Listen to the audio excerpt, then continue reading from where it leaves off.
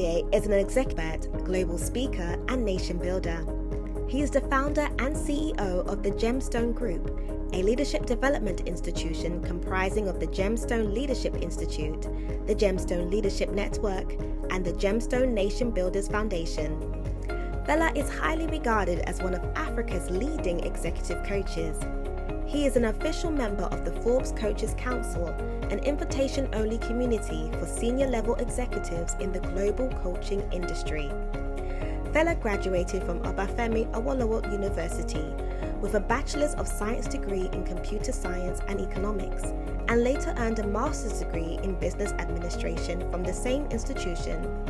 He is also an alumnus of the Kennedy School of Government Executive Education Program of the prestigious Harvard University. He is happily married to Tara Fela Durotoye, a renowned beauty entrepreneur and Chief Executive Officer of the House of Tara International, and together they have 3 sons who think their dad is a superhero. Please welcome Fela Durotoye. Good morning, everybody. Okay, I know it's raining and I know it's drizzling and some of us are still on. Does anybody feel like your bed had a bit of a magnet this morning? How did you demagnetize yourself? Once again, please, good morning, everybody. And a very, very, very good morning to the Honorable Commissioner, someone who has dedicated her life not just to public service, but to the service of more than one generation. She has, for I think easily to say, Auntie, if I'm not correct, at least 40 to 50 years, dedicated her life to the education of children, to the professionalism of teachers, helping administrators deliver academic excellence in the private sector and now in the public sector. Once again, would you please help put your hands together for the Honorable Commissioner, Mrs. Adefisayo. No. I expect that if someone has done what you have done and has done it at the highest level and has gone ahead of you, what we need to do is to put our hands together and appreciate with a standing ovation, not because she's Honorable Commissioner, but really because she's dedicated her life. If there is one person who deserves an award for a lifetime service to education, Ms. Adefisayo does deserve that award. All right, thank you very much. I see a lot of my sisters and in the house, Fina Chichi, I see Ronke Posh, I see all of this. Oh my God. My entire London crew is here from the Gemstone Speak for Gold family. But I'd also like to acknowledge somebody who is very, very dear and special to me. We started this journey many years ago, both of us in a way trying to chart out what was a vision in our hearts, but most people couldn't almost even understand what it was that we were doing. They say, what do you mean you're a speaker? What's a speaker? Today, the world knows what a speaker is. Today, now, because of the likes of Niyi Adesoya, the world are recognizing the importance of people who can communicate effectively in the business world, to the public sector, to the social sector, and to the world at large. If you can, please put your hands together, and I wouldn't mind if you can rise to your feet also and acknowledge my brother Niyi Adesoya. He is truly a man of incredible excellence and someone that I respect so dearly. And I am standing and giving you a standing ovation right here from the podium. Once again, please put your hands together for yourselves. I want to appreciate the incredible tenacity of a true believer in the next generation of leaders. Caroline Popola has dedicated her life, especially over the last 15 years or so, to ensuring that the next generation of leaders get developed in the best possible way. And through the Alpha Childcare group, today she is not only championing and leading with excellence in a place like Nigeria or whatever, it's at the highest levels in a country where childcare is considered to be one of the most important and the most best regulated in the United Kingdom. For one of our own to go into such a sensitive industry, highly regulated, one of the few dark-skinned of African descent, and to be able to rule and reign in that industry in the United Kingdom, I think deserves the highest level of ovation and maybe a standing ovation. She's made us proud. Caroline has made us proud in the United Kingdom, and we are truly grateful for what it is that she's doing there. Thank you, Caroline, for operating at the highest level of excellence in the United Kingdom. Well, I intend to keep my word and keep to just under 20 minutes. So I'm going to be sharing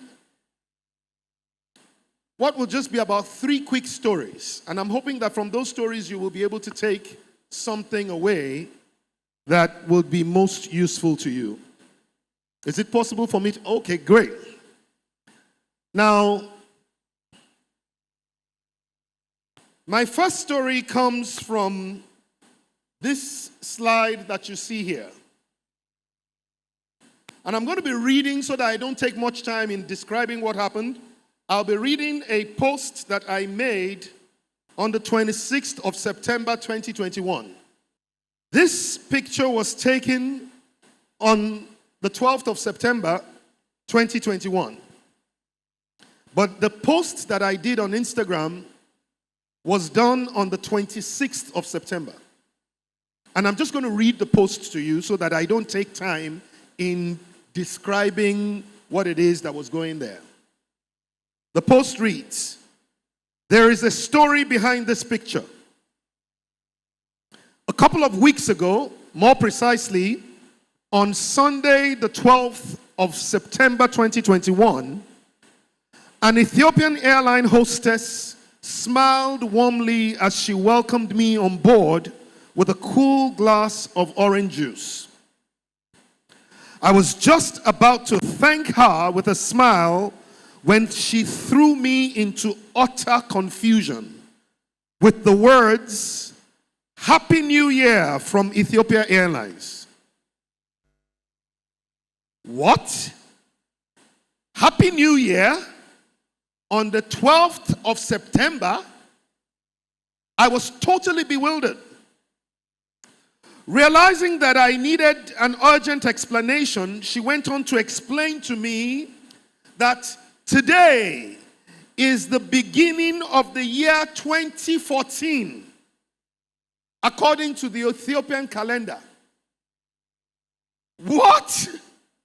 2014? She nodded and smiled again. By this time, my brain was about to take a leave, so I just smiled back at her, thanked her, and looked out of the window as I pondered what just happened. Then it occurred to me that although we live on one planet, we live in different worlds, governed by different systems and even different calendars. The Chinese, Judaism, Islam, and many other religions and cultures all operate on different calendars and time zones. But you know what? No matter which calendar you operate, anywhere and everywhere on the planet Earth, there are 2 things that are always going to be in common, and you will find them at any time, anywhere on planet Earth. The first one is called now. Can somebody say with me, now? And the second one is called today. Can we say it together again? Now let's say today. The truth is, now and today will always be found on every calendar, regardless of which calendar it is.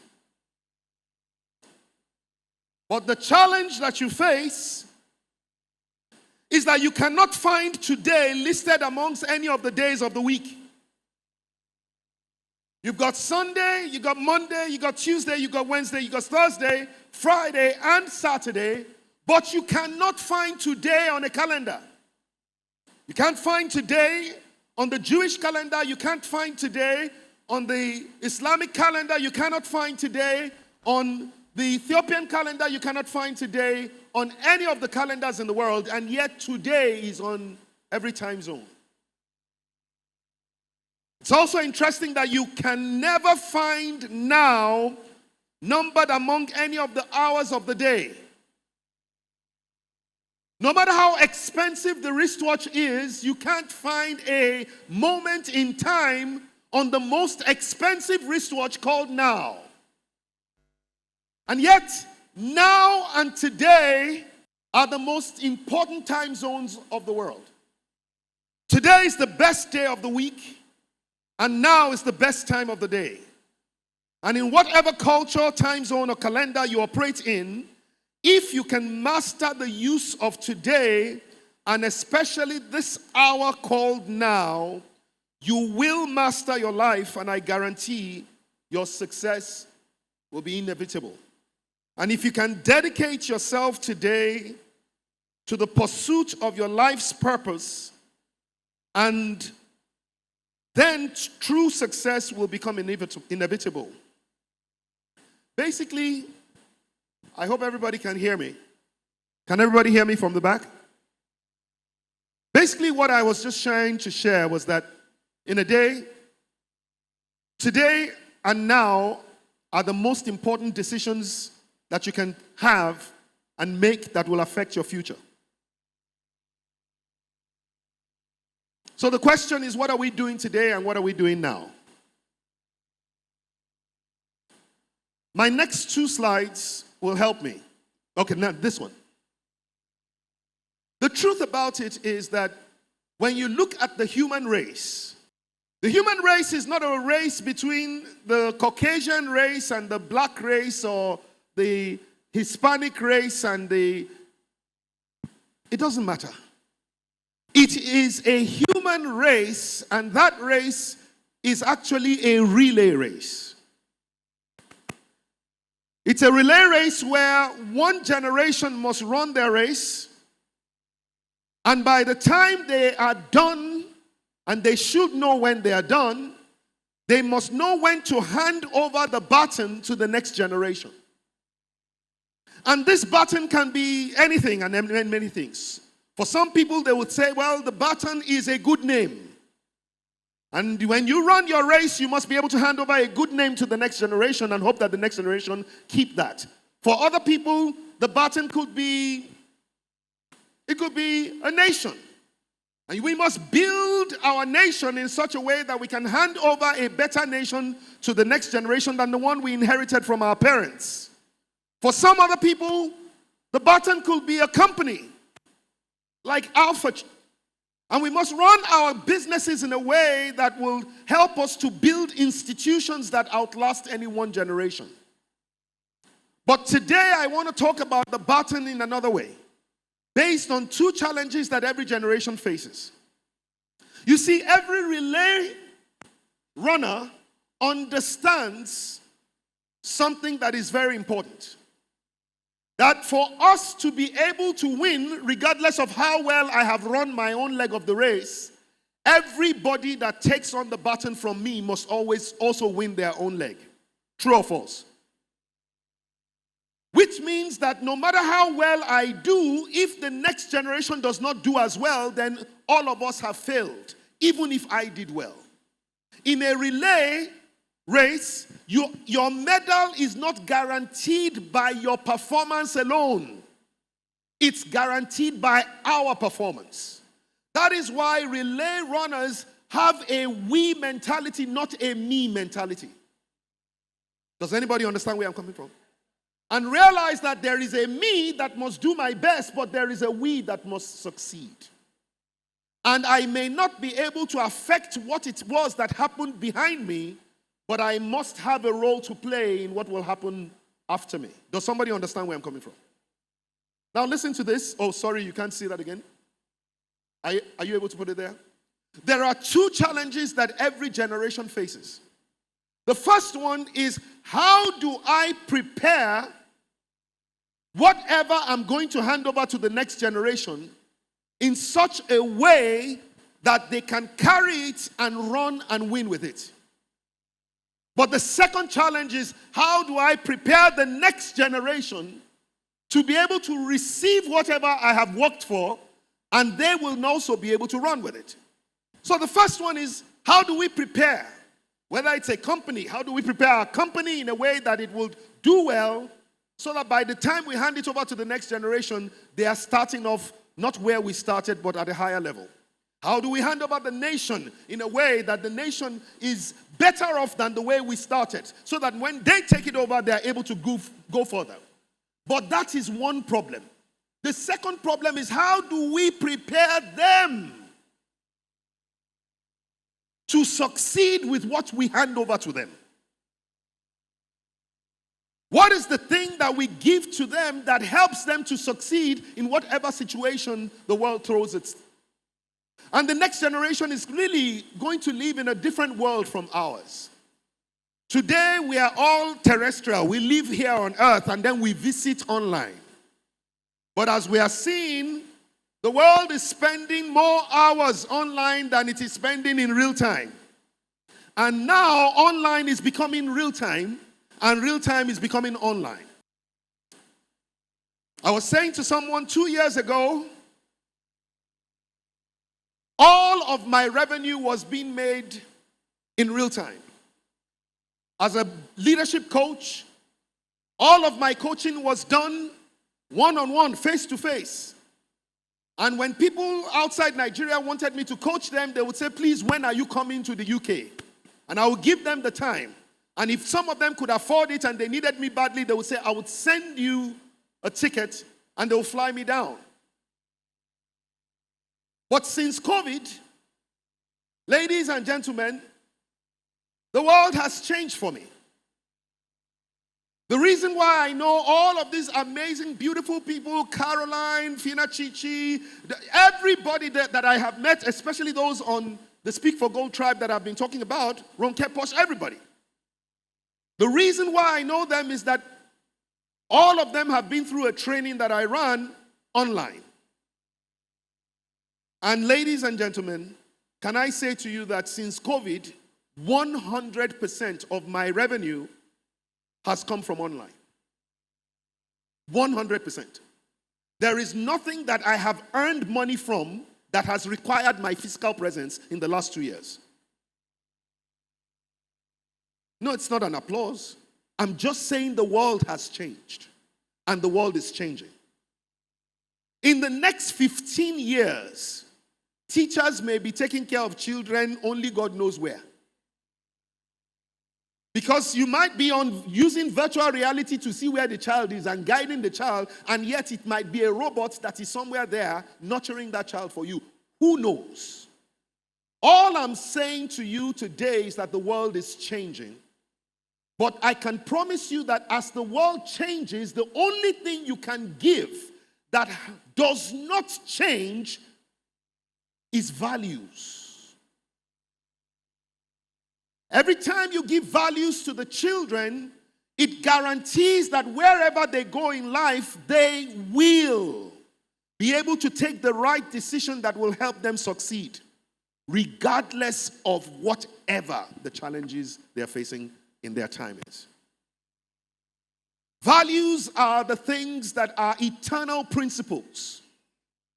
And the truth about it is that whenever you hand over values to the children, you have given them the best gift ever, because what you have done is not just to give them success, is you have given them the keys to succeed in whatever environment they would ever find themselves in.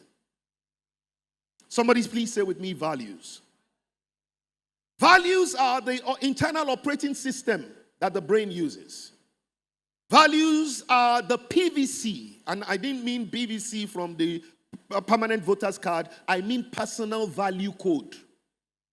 They are the things that help you to know what is right and what is wrong, what is good and what is bad, what is acceptable and what is not. The truth about it is that the children that you are in care of and in charge of today, honestly, they probably will be with you for maybe 2 years, maybe 3 years. And then they will be gone. The question is, what will be the print that you would have left on their heart that will cause them to remember you forever? Values. Somebody please say with me, values. You know, it occurred to me as I was coming along the road that children are like potholes. Huh, Fela? Did you just compare our children to potholes? Well, I said they are like. And I don't know how many of you have noticed what happens with potholes. Is that they always start small. And it's a little crack. And sometimes you don't notice when that pothole starts. But that's not all. I don't know whether most of you have noticed. Then you get to a point where you notice the pothole, but it has not stopped traffic. And after some time, then you get to the point where you notice the pothole, and then you start to dodge. And then you get to a point where the pothole becomes so big, it begins to disturb the natural flow of traffic, and it begins to cause a chaos. And the consequences of that pothole can be that people will miss their meetings, miss their flights. Some people have had to have their babies in the car because of a pothole that caused gridlock traffic. People have bashed each other on the road, torn their own shirts, broken their teeth because of a pothole. I don't know whether anybody understands where I'm coming from. But then you ask yourself the question, when did this pothole get this bad? You kept on going past it. And as long as it didn't seem to disturb you, you thought it was all right. But to be honest with you, that's exactly what happens with children. There is no child that wakes up bad carrying a gun and coming to knock on your window in traffic and say, give me your phone. No, that child wasn't born that way. There's no child that decides that they're not going to do anything with their lives and they're just going to sit down at home and play games all day. No, no child was born that way. Like potholes, some crack started a little while ago, but we didn't think it was anything big, so we left it alone. And then it started to get widened, but then we thought we could navigate our way around it, so we left it alone. Until there came a point in time when we could no longer avoid it, and then it became a problem. Children have to be raised and imbued with the values now and today. I have a little poem here that I read. It was written by a lady called Dorothy Law Knowles. Some of you may know the poem. But essentially what the poem says is children learn what they live. Because the truth about it is that there are only two ways that you can share values. The first one is by telling and teaching.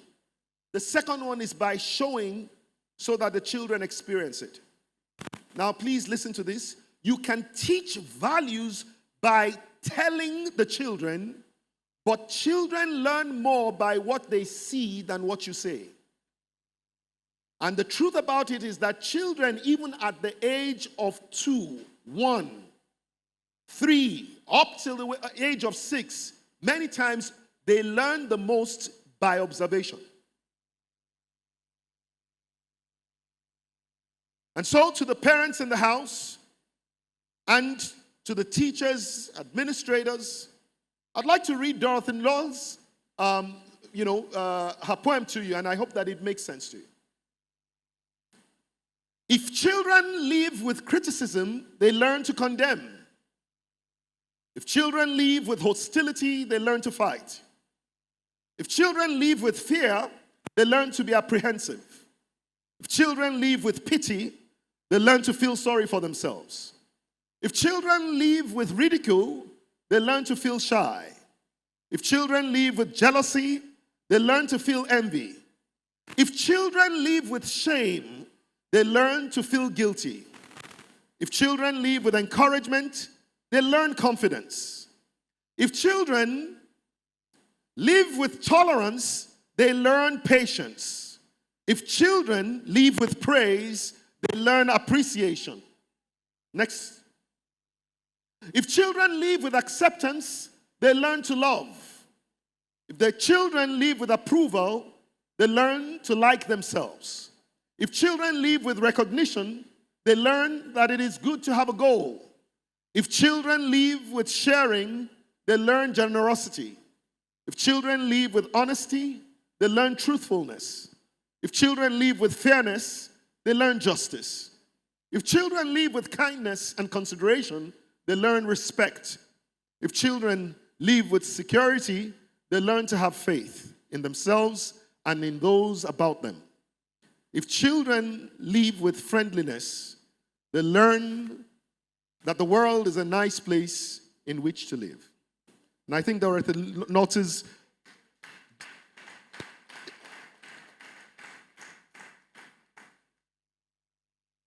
question is, do we realize that the children are learning how to live every day that they wake up, either in their homes or come to school?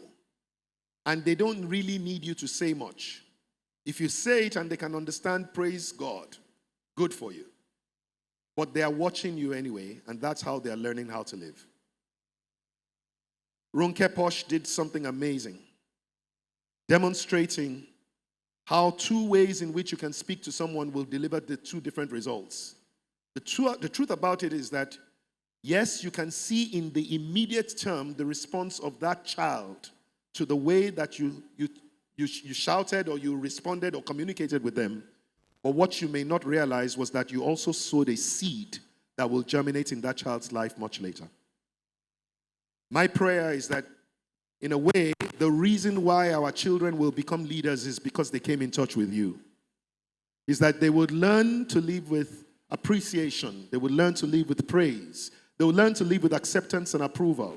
They will learn to live with recognition and sharing. They will learn to live with honesty and fairness, with kindness and consideration, with security and with friendliness, simply because it was you that had the opportunity to meet with them on their journey of greatness. I didn't say journey to greatness. I said journey of greatness. Because greatness is not a destination. Greatness is what each and every one of us born by God carries with us. And our job on earth is to deliver that greatness as we go on. The values that we must share, and we have been able to articulate those values into 10 statements. And I don't know whether you'll be willing to just say with me these statements, and if you like, I will tell you exactly where you can get them. But it says with me, I am an ambassador of a generation that is empowered, motivated, and stirred to operate with natural excellence.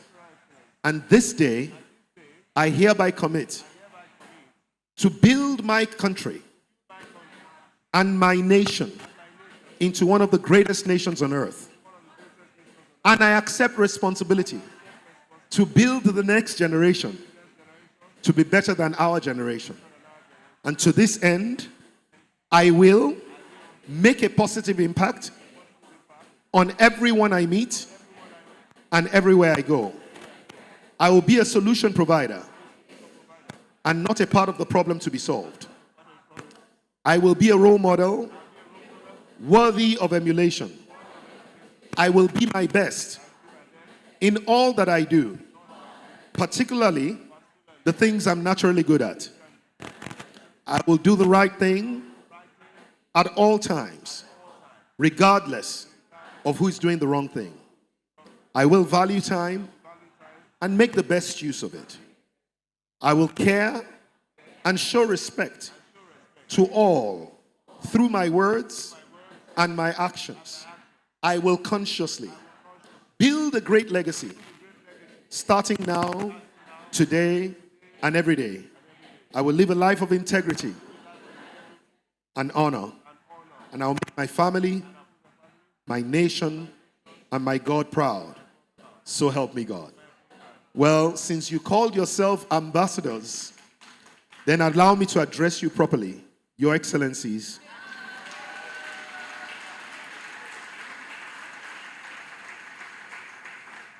Our generation will never be judged by what we inherited from our parents, but our generation will be judged by what we bestow to the next generation. And I pray that you will bestow to the next generation everything they need to succeed in their journey of greatness. God bless you. God honor you. Thank you so much.